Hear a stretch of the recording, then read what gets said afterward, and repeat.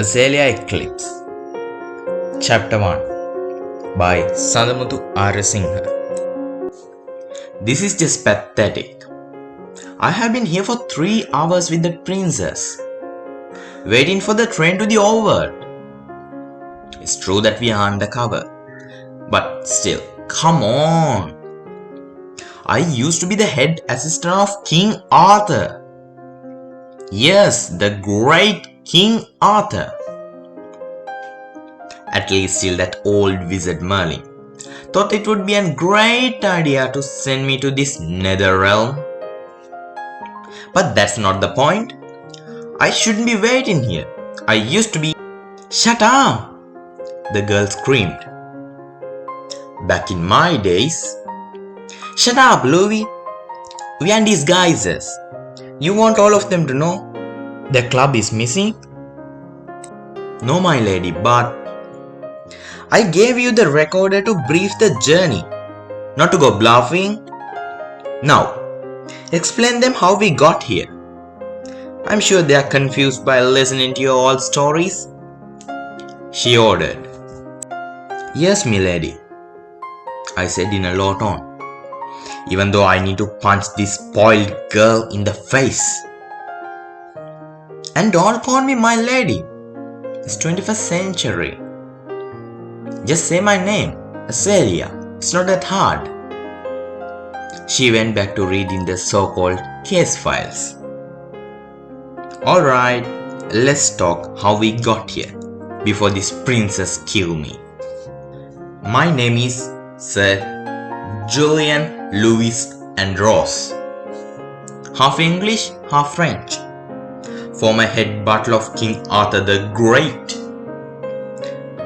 Now working for Metrigon, the demon general. I know he doesn't pay me enough. I should find a better job.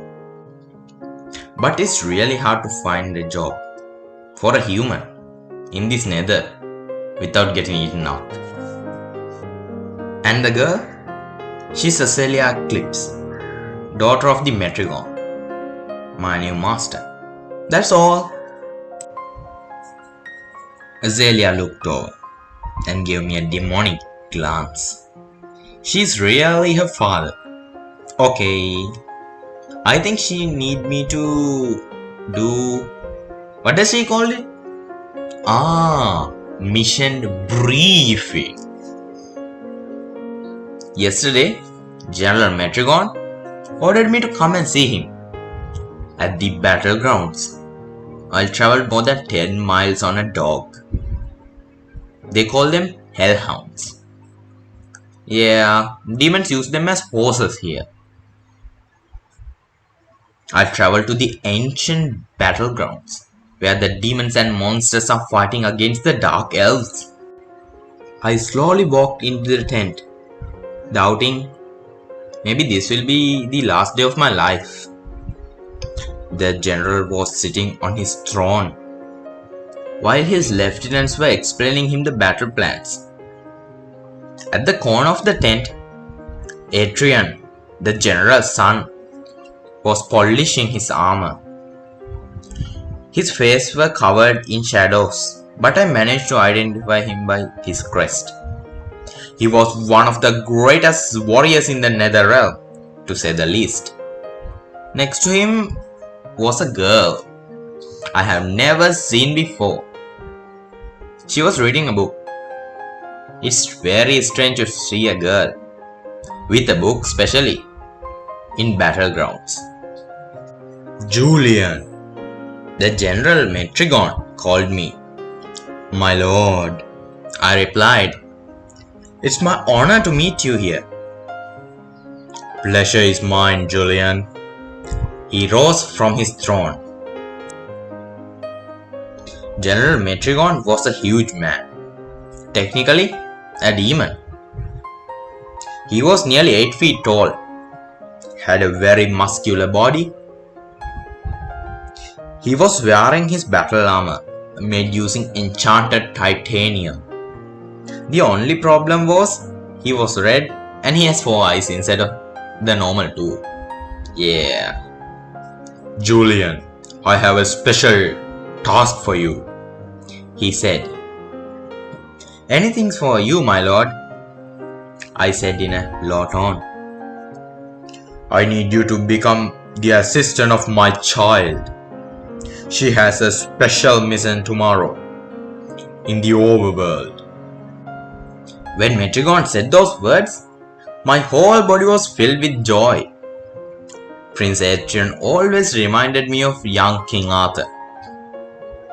We are going on a mission, and I got a chance to become his Merlin. I mean, the guide assistant. Wait a second. Did the general said she? Oh no! The girl walked out of the shadows. Her hair was messy and she was very skinny. She was red as same as her father, but had 2 eyes. She was wearing no armor, but just a leather trouser and a woolly jersey. What's wrong with this girl? This is my daughter Azalea, the general introduced. What's up? She said. Hello, my lady, I said while trying to calm my anger and sorrow. She need to travel to the overworld to find... Metrigon cleared his throat. Everyone in the tent left, except me, the princess, and the general. Even Adrian left. She need to travel to the overworld to find the Club of Dgda. Morgan gifted it to me to use at the war to bring down the Elven Palace. But someone has stolen it from me while I was sleeping. We suspect that thief is from the overworld. At least Azalea do. You need to take her and guide her in the overworld. Because you know you came from here. He stopped and looked down. His face was filled with guilt. You have a week. Good luck. But sire, I had a list of questions to ask, like, what is this club? Where should we go? Why am I going with this Azalea girl? And how can she be so sure that thief is from the overworld, from my world? Etc, etc, etc. But he waved his hand and we were teleported into the train station. Now here we are, waiting. It's time to go, Azalea said. The train is here. We both got on the train and it all went black. When my vision got cleared, I was lying on the grass next to Azalea, who was still unconscious. Why are there crosses everywhere? And behind me was a short stone pillar with tiny letters, and it read, Sir Peter Louis Andrews, the 35th of the Louis Andrews family legacy. Wait a second. I'm on my great grandson's grave?